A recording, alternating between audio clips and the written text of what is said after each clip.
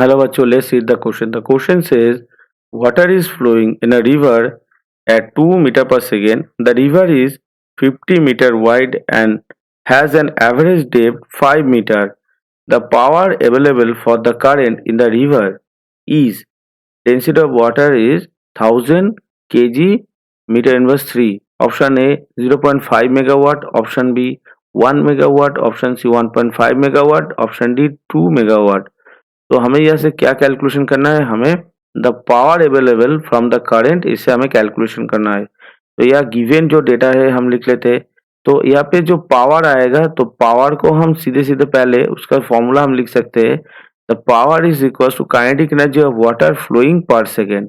ये भी हम लिख सकते हैं, the power is kinetic energy of water flowing per second. ये भी हम लिख सकते हैं पावर को।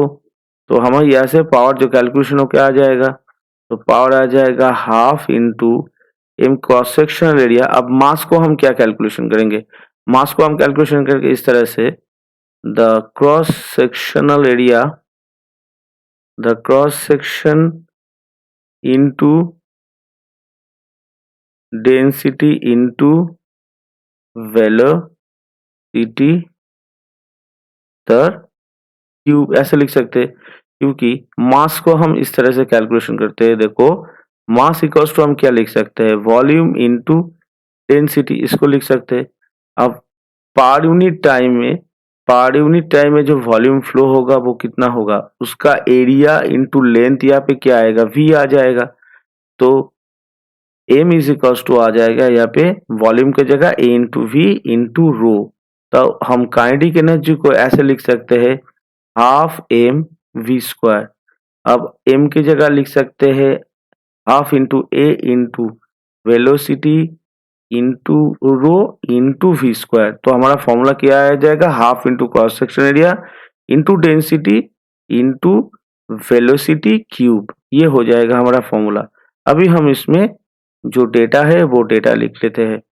तो पावर हमें कैलकुलेशन करना है, तो पावर काइनेटिक एनर्जी बाय कितना होगा, change in kinetic energy by time हो जाएगा। तो हमारा यहाँ पे ये फॉर्मूला निकल के आ रहा है पर यूनिट टाइम का।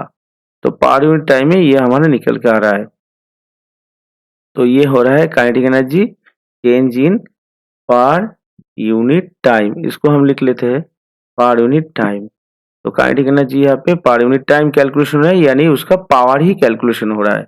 यहाँ पे भी हम बाई टी लिख लेते हैं, यहाँ पे भी हम बाई टी ही लिख लेते हैं। तो पावर कितना होगा कैलकुलेशन होकर यहाँ पे हाफ इंटू इसका जो डेटा गिवन है वो क्या क्या है, half into cross section area कितना है 50 हो रहा है 50।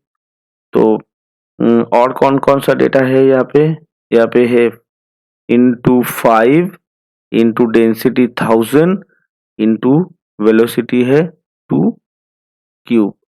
तो उसका पावर कैलकुलेशन होकर निकल के क्या आ रहा है 10 टू द पावर 6 वाट, यानी 1 मेगावाट। अगर ऑप्शन मैच करे तो ऑप्शन बी हमारा यहाँ से आंसर मैच हो रहा है। Hope you all understood it well. Best of luck, thank you.